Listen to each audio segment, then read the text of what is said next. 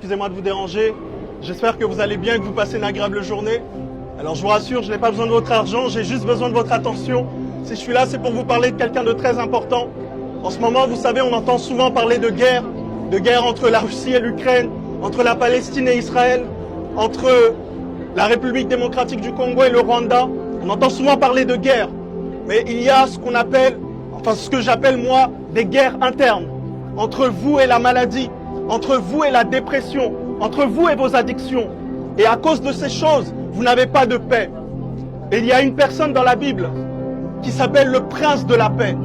Et cette personne, c'est Jésus-Christ. Lorsqu'il s'est adressé à ses apôtres, il leur a dit, je vous laisse la paix. Je vous donne ma paix. Je ne vous donne pas comme le monde donne. Car oui, mesdames et messieurs, il y a une différence entre la paix du monde et celle de Dieu. La paix du monde dépend de ce que vous gagnez chaque mois. Elle dépend de ce que vous avez dans votre compte bancaire. Elle dépend de votre mari ou de votre femme. Mais la paix de Dieu, elle dépend de lui et de lui seul. Et cette paix, elle est éternelle. Mesdames et messieurs, il y a quelques années en arrière, je n'avais pas de paix. Et pourtant, j'avais des amis. Et pourtant, je jouais avec eux au basket. J'écoutais de la musique avec eux. Mais je n'avais pas de paix. J'avais une profonde tristesse au-dedans de moi.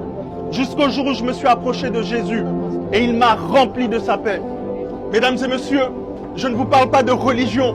Mais je vous parle d'un Dieu qui vous aime. Et qui est capable de vous remplir de sa paix.